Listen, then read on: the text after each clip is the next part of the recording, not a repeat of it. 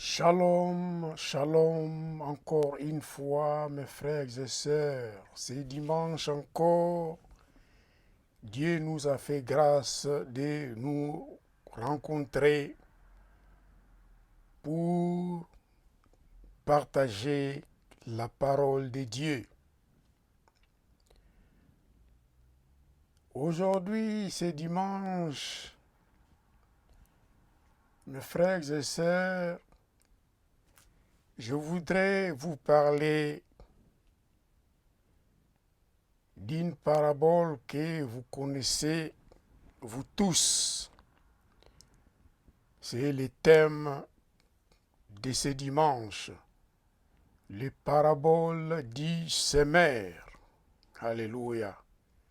Que la gloire soit rendue qu'à notre Seigneur Jésus-Christ.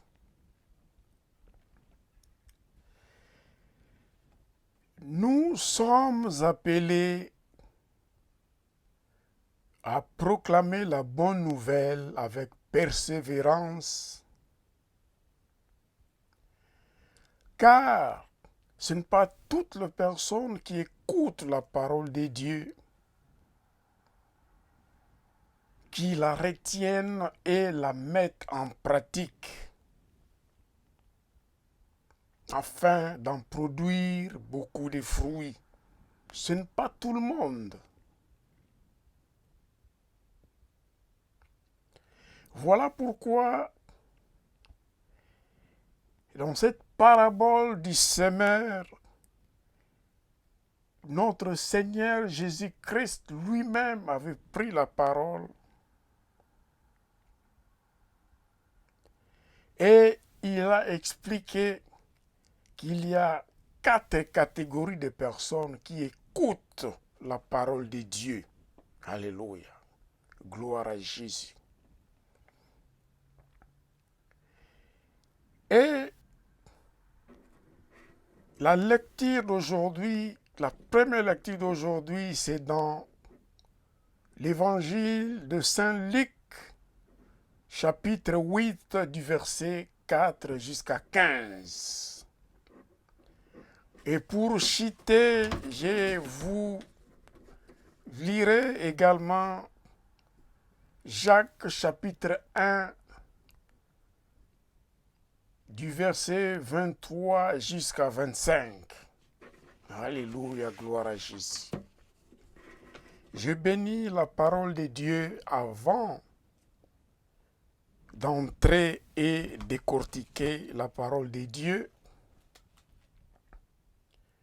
Père éternel, dans le nom de Jésus, moi, ton humble serviteur, le pasteur Kiaminga, le germe, je m'efface complètement et je laisse la place au Saint-Esprit de parler à travers ma bouche pour proclamer la bonne nouvelle à mon auditoire. Alléluia. Je bénis la parole de Dieu et je chasse de ces lieux tout esprit qui ne glorifie pas le nom de Jésus, et que la puissance et la grande et la présence du Saint-Esprit comble ces lieux dans le nom puissant de Jésus. Amen. Je lis la parole de Dieu.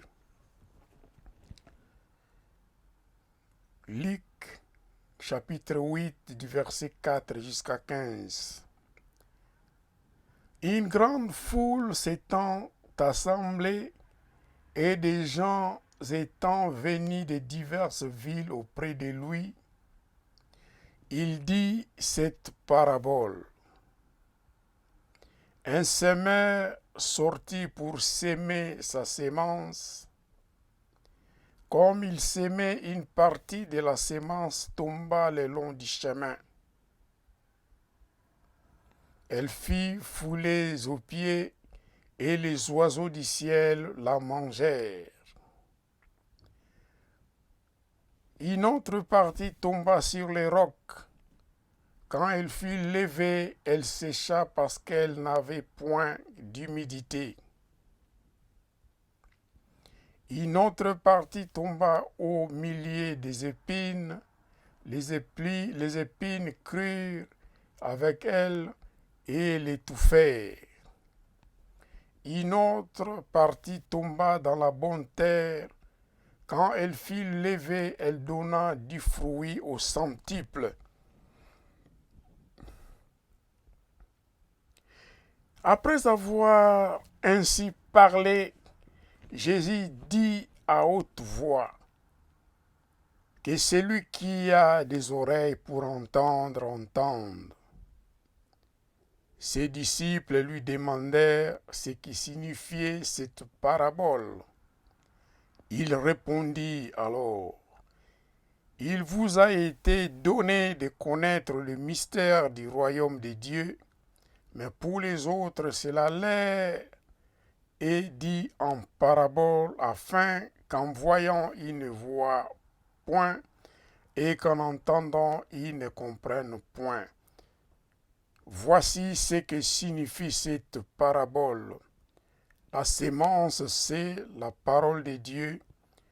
Ceux qui sont le long du chemin, ce sont ceux qui entendent, puis le diable vient et enlève de leur cœur la parole, de peur qu'ils ne croient et soient sauvés. Ceux qui sont sur les rocs, ce sont ceux qui, lorsqu'ils entendent la parole, la reçoivent avec joie, mais ils n'ont point de racines. Ils croient pour un temps et ils succombent au moment de la tentation. Ce qui est tombé parmi les épines, ce sont ceux qui, avant entendu la parole de Dieu, s'en vont et la laissent étouffer par les soucis, les richesses et les plaisirs de la vie, et ils ne portent point de fruits qui viennent à maturité.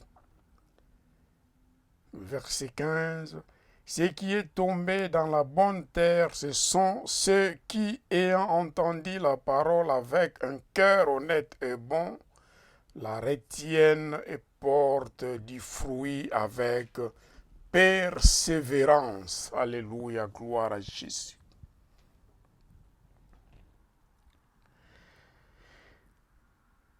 Cette parabole vient parce qu'il y avait vraiment une foule énorme qui suivait le Seigneur Jésus. Il était accompagné par ses disciples et il y avait également des femmes qui les servaient.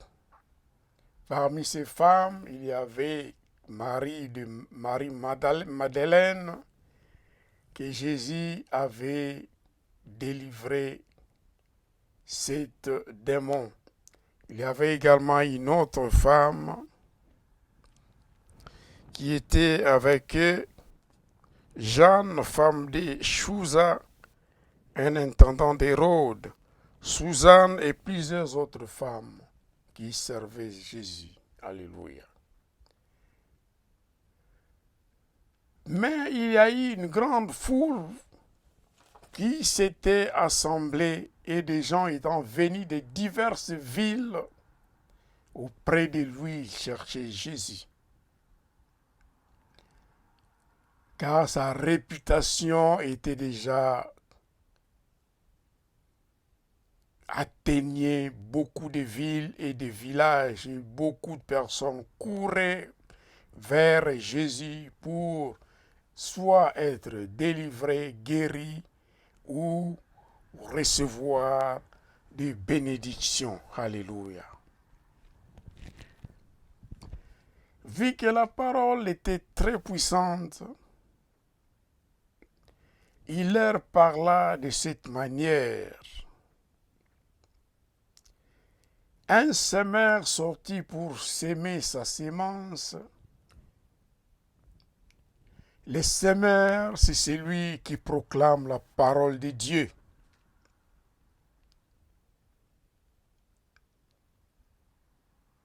Le prophète, les pasteurs, les évangélistes et tant d'autres, quand vous partagez la parole de Dieu, vous proclamez la parole de Dieu, vous partagez la parole de Dieu avec les autres, vous êtes considéré comme un semeur. C'est lui qui porte la parole de Dieu auprès des autres, afin qu'ils reçoivent également de leur part les profits qui portent la parole de Dieu. Alléluia. Donc, pour arriver et à gagner leur âme afin qu'ils soient eux aussi de leur part sauvés et qu'ils reçoivent la vie éternelle. C'est à travers la parole de Dieu que les personnes peuvent être sauvées. Voilà pourquoi il nous est recommandé de proclamer la parole de Dieu. Car la Bible déclare la foi vient de ce qu'on entend et ce qu'on entend vient de la parole de Dieu. Si la parole de Dieu n'est pas proclamée quelque part, il n'y aura pas de foi. Parce que c'est la parole de Dieu. En écoutant, en écoutant la parole de Dieu, en la méditant, la foi augmente dans nos vies. Alléluia. Voilà pourquoi il est vraiment nécessaire pour chacun de nous, frères et sœurs en Christ, essayons d'élargir notre tir vers ceux qui n'ont jamais entendu la parole de Dieu ou qui ne font pas attention à l'écoute de la parole de Dieu. Car à leur aussi est réservée la vie éternelle. La sémence, c'est la parole de Dieu. Alléluia. Alors ici, Jésus, dans cette parabole, il dit, les semeurs qui amènent sa sémence, il s'aimait et une partie était tombée le long du chemin.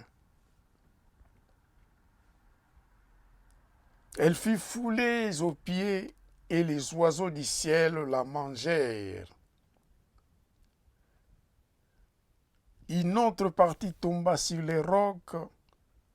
Quand elle fut levée, elle sécha parce qu'elle n'avait point d'humidité. Une autre partie tomba au milieu des épines. Les épines crurent, poussèrent avec elle, avec la sémence, et l'étouffèrent. La sémence était étouffée. Une autre partie tomba dans la bonne terre. Et quand elle fut levée, elle donna du fruit au centuple. Alléluia, gloire à Jésus. Ici, notre Seigneur nous relate les 4 terrains avec leurs particularités pour que la sémence puisse recevoir la sémence et donner du fruit. Mais si la sémence tombe le long du chemin et les personnes y passent, cela veut dire que ça sera piétiné et les oiseaux peuvent venir manger ces graines. Alléluia. Si ça tombe également sur les rocs, nous savons nous-mêmes que les rocs, sur les rocs, il n'y a point de terre, il n'y a point d'humidité là-dessus. Et la sémence ne pousse pas adéquatement. Elle peut sécher quand il y a le soleil, parce que la racine ne peut pas entrer dans la terre pour pouvoir être nourrie par l'eau et la terre et germer. Et ce qui tombe dans les épines, c'est mélangé. Et les épines poussent également ensemble avec la sémence. Mais si le terrain n'est pas, vous n'enlevez pas les mauvaises herbes, ou vous n'enlevez pas les épines, la sémence également sera étouffée et ces produits, ces fruits qui germera ne donnera pas, n'arrivera pas à sa maturité. Donc ça ne va pas porter de fruits. Alléluia. La bonne terre, c'est l'autre partie était tombée sur la bonne terre. Et quand elle fut levée, elle donna du fruit au centuple 100 fois. C'est que chaque graine qui tombait donnait des fruits 100 fois. Le centuple. Parce que la terre, quand elle est travaillée, labourée, enlevée les mauvaises terres, et la pluie tombe, vous sémez, la pluie tombe, ça germe, ça pousse et ça donnera beaucoup de fruits.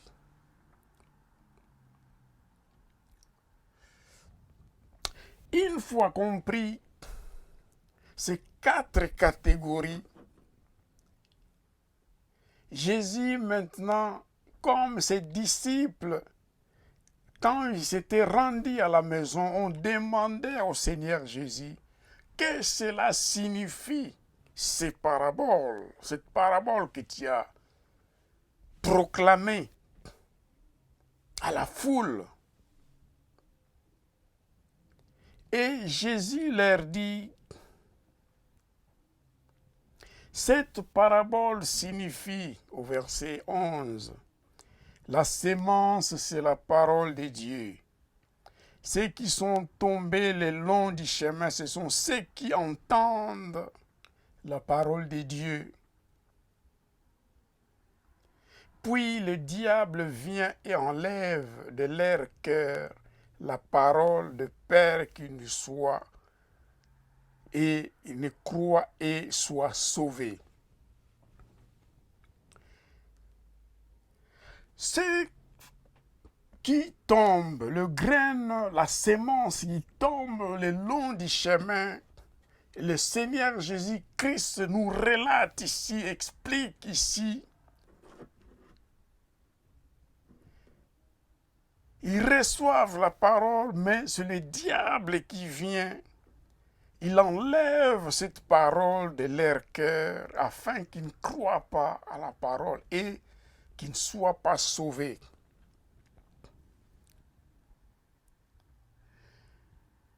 Cela peut signifier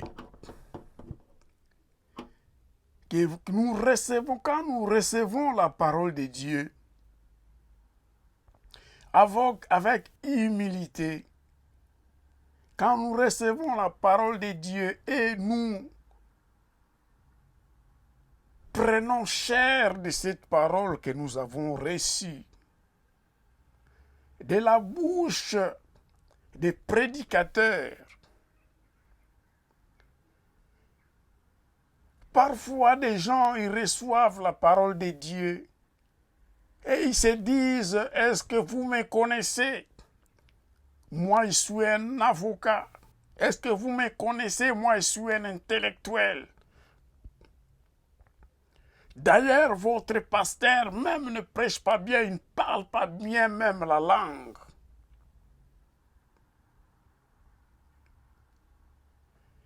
Quand nous ne mettons pas à la première place la parole de Dieu, nous n'écoutons pas avec humilité la parole de Dieu, nous laissons une porte ouverte au diable.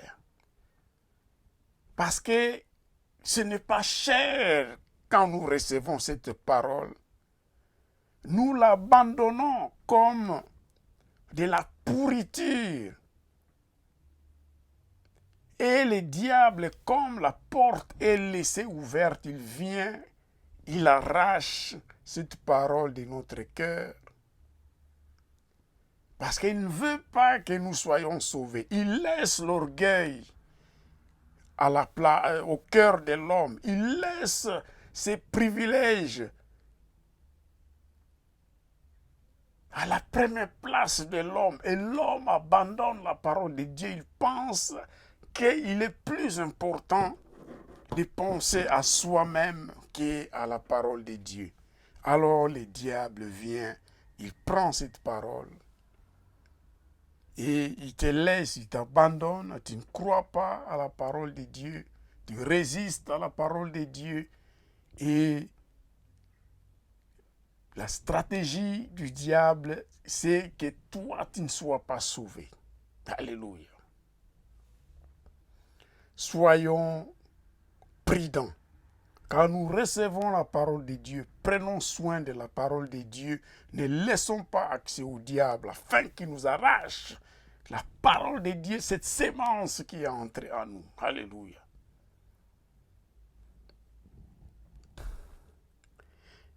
Jésus continue, c'est la deuxième catégorie de personnes quand la sémence tombe sur les rocs. Jésus nous explique ici, ce sont ceux qui, lorsqu'ils entendent la parole, la reçoivent avec joie, mais ils n'ont point de racines. Ils croient pour un temps et ils succombent au moment de la tentation.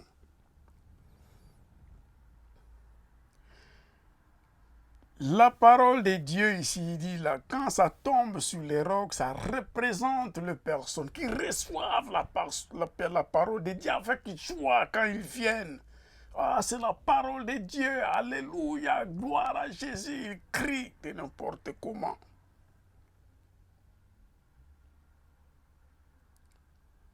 Mais quand ils retournent dans leur maison, ils ne prennent pas soin de cette parole. La parole, ils abandonnent la parole quelque part. Ils vaguent à ses occupations normales, la distraction et des choses vaines. Et cette parole ne prenne pas racine. Donc cette démonstration de la joie que la personne a pu démontrer, c'était vaine. Pardon.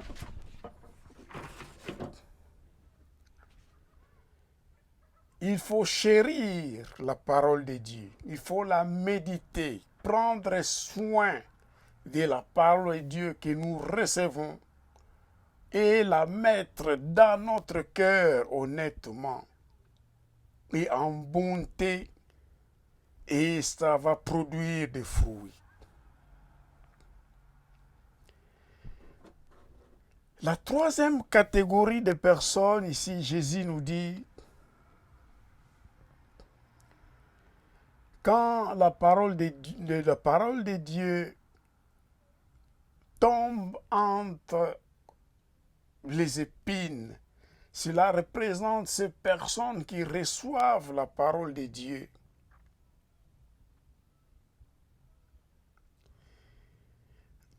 Ils s'en vont et la laissent étouffer.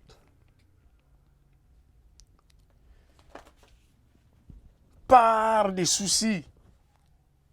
Ah, d'ailleurs, j'ai reçu la parole de Dieu. La Bible déclare que chaque matin, Dieu renouvelle sa bonté dans notre vie. Ou bien encore, la Bible dit, notre Dieu nous donne la force à notre corps et la vigueur à nos muscles. Ou chercher ma face par des prières et des supplications et je me ferai voir. La personne s'en va, mais il connaît ces paroles, il a reçu, mais il y a les soucis de ce problème personnel. La distraction.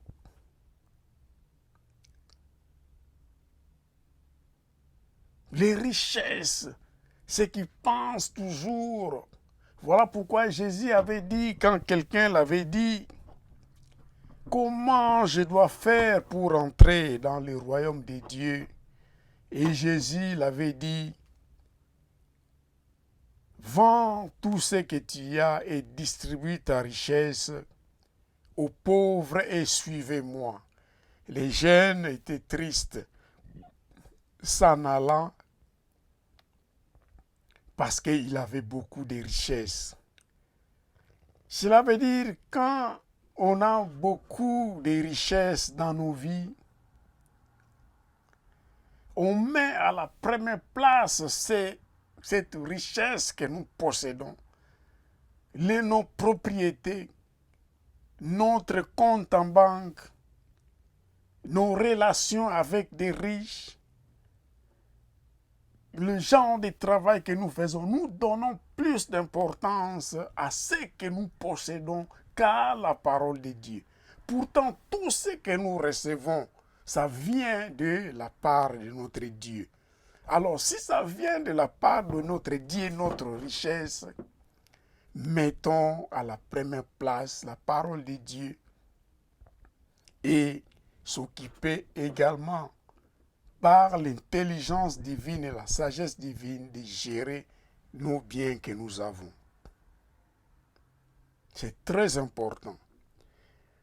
Et pourquoi encore un autre type, c'est toujours dans la troisième catégorie, la parole de Dieu qui était tombée dans les épines. Le premier, c'était laisse tomber, étouffer la parole de Dieu par les soucis, ses soucis personnels, ou bien de sa famille.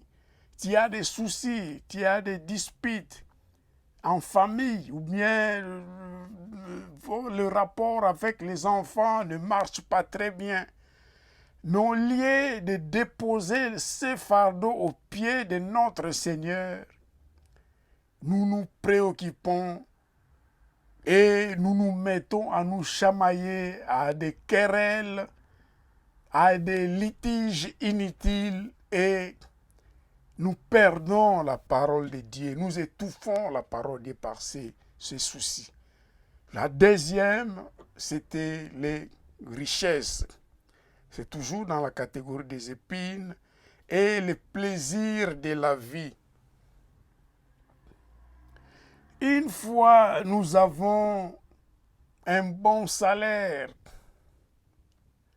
ou une fois que nous avons une très belle voiture, nous passons beaucoup de temps à jouir de ces plaisirs, de cette voiture, à dépenser les salaires, à les boire, à les faire de n'importe quoi, la débauche.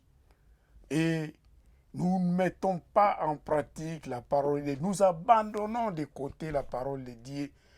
La parole de Dieu est étouffée par les soucis, par nos richesses et par toutes sortes de racines qui ne produisent rien. Les plaisirs de ce monde qui sont passagers. La Bible déclare toutes choses passeront.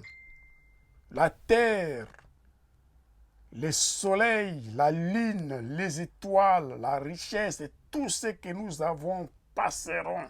Même nous-mêmes les humains, nous allons mourir. Et notre âme retournera auprès de notre Dieu. Alors, toutes ces choses qui sont passagères et la parole de Dieu demeurera. Ça restera parole de Dieu.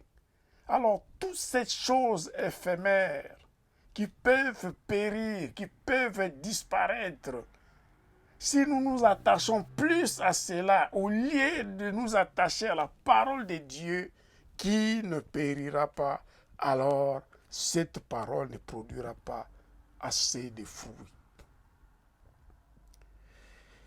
La troisième catégorie, c'est ce que Dieu nous recommande d'être prêt à recevoir la parole de Dieu. Recevoir la parole de Dieu, être attentif, honnête, est bon à écouter la parole de Dieu et la mettre en pratique. Donc la parole qui est tombée sur la bonne terre, ce sont ceux qui ont entendu la parole avec un cœur honnête et bon et la retiennent et portent les fruits avec persévérance. Donc il faut endurer. Satan est là. Dans la première catégorie, la Bible nous a dit la sémence était tombée le long du chemin. Et c'est Satan qui vient prendre la parole qui est dans notre cœur, voler notre parole. Parce que nous nous mettons à la première place de Dieu, à la première place de Jésus, à la première place à l'écoute de la parole. Et Satan, tu lui laisses la porte, lui il vient, il arrache la parole, parce qu'il ne veut pas que tu crois à la parole de Dieu, et il ne veut pas que tu sois sauvé un jour.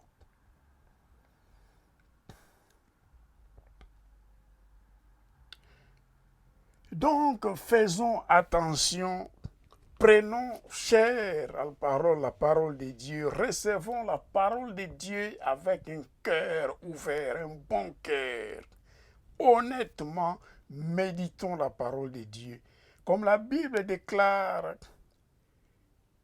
les habitants de Béré, quand ils recevaient la parole de Dieu, ils méditaient sur la parole de Dieu, ils contrôlaient, ils faisaient attention à la parole de Dieu et ils cherchaient de la mettre en pratique. Et Dieu nous aidera encore davantage pour mieux décortiquer, entrer en profondeur à la connaissance de sa parole. Dieu est bon et il nous aide afin que nous allons de l'avant pour son œuvre. Préparons nos cœurs pour recevoir la parole de Dieu, la méditer chaque jour. La Bible déclare d'ailleurs dans Josué que cette parole ne s'écarte pas de toi, ne s'éloigne pas de toi. Médite-la jour et nuit. Et c'est ça, cette recommandation. Pour être béni de Dieu, il faut méditer la parole de Dieu matin, midi, soir. D'ailleurs, la Bible déclare prier sans cesse. Donc, Dieu nous a déjà donné les clés pour aller de l'avant, pour recevoir toutes ces bénédictions et aller jusqu'à la vie éternelle. Pour tomber, je vais lire quand même rapidement, mais vous allez bien lire ça à la maison. Également Jacques 1, chapitre 1, verset 23 jusqu'à 25. Ça va en relation avec ce que nous avons lu dans le livre de Luc, dans l'évangile de Luc. Je lis la parole et dis rapidement. Car Jacques 1, 23 jusqu'à 25, car si quelqu'un écoute la parole et ne la met pas en pratique, il est semblable à un homme qui regarde dans un miroir son visage naturel et qui, après s'être regardé, s'en va et oublie aussitôt quel il était. Verset 25. Mais celui qui aura plongé les regards dans la loi parfaite, qui est la parole de Dieu, la loi de la liberté, qui nous libère, qui nous délivre et qui aura persévéré. Si nous persévérons à sonner les Écritures, à méditer la parole de Dieu, n'étant pas un auditeur oublié. Alléluia, gloire à Jésus. Un auditeur oublié, tu écoutes la parole de Dieu et tu oublies. La parole de Dieu doit entrer dans nos cœurs comme une sémence qui doit germer et produire les fruits qui est digne de notre Dieu. Mais se mettant à l'œuvre, celui-là sera heureux de son activité. Alléluia, gloire à Jésus. Quand nous recevons la parole de Dieu, méditons-la, cherchons de la mettre en pratique, proclamons la parole de Dieu et changeons la parole de Dieu à d'autres personnes. C'est ça que Dieu a dit et nous portons beaucoup de fruits parce que nous rendons un service à notre Dieu en gagnant les âmes, en proclamant la parole de Dieu. Donc, il faut qu'il y ait des auditeurs qui mettent en pratique la parole de Dieu et non les auditeurs oublieux qui oublient facilement la parole de Dieu. Ça ne produira pas de fruits. Et en plus, nous, en tant qu'hommes de Dieu, notre désir, notre souci est que cette parole tombe sur la bonne terre qui portera des fruits au centuple. Et notre Dieu sera heureux parce que le nombre de ceux qui croient en Jésus-Christ et à celui qu'il a envoyé, Dieu le Père, augmentera. Et le royaume de Dieu sera peuplé. C'est ça notre objectif de prêcher la parole de Dieu. Quand la parole de Dieu entre sur la bonne terre, comme Jésus avait dit lui-même, je suis la lumière du monde, nous mettons la lumière dans la vie de ceux qui reçoivent la parole de Dieu sur la bonne terre.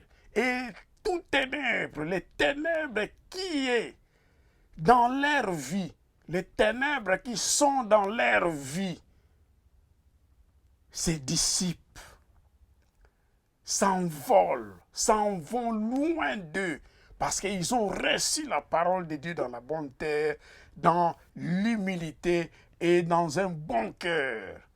Et quand cette parole pénètre, produit des fruits, la lumière entre dans celui qui reçoit la parole de Dieu. Notre Dieu est satisfait et les auditeurs qui écoutaient la parole de Dieu avec attention, avec honnêteté, avec un bon cœur, reçoivent la lumière du monde qui est Jésus-Christ de Nazareth, qui les guidera dans leur vie et vivre une marche ici sur terre, afin que, en persévérant dans la parole de Dieu, un jour nous arrivons à la vie éternelle. Alléluia, gloire à Jésus. Donc, pour conclure, ne soyons pas des auditeurs oubliés. Quand nous écoutons la parole de Dieu, c'est trop cher pour notre Dieu et ça doit être trop cher également pour nous parce que la parole de Dieu, c'est Jésus. C'est Jésus lui-même qui entre dans notre cœur. Nous recevons Jésus dans notre cœur. Et si Jésus lui-même, qui est la parole de Dieu, entre dans notre vie sera transformée. Notre vie sera la lumière et nous recevrons tant d'autres choses, des dons spirituels, les fruits de l'esprit, des miracles, des délivrances et tant d'autres bénédictions qui comblera notre vie seulement parce que on a reçu la parole de Dieu avec un cœur humble, honnête et bon, et nous méditons la parole de Dieu et la mettons en pratique. Et toutes les bénédictions des cieux envahiront notre vie. Soyez bénis, que le Seigneur vous bénisse et que la parole de Dieu que vous avez reçue aujourd'hui produise des fruits au centuple et que la lumière de Jésus-Christ de Nazareth fait dissiper, fait disparaître toutes ténèbres qui est dans votre vie. Au nom de Jésus, j'en suis prié. Amen. Soyez bénis.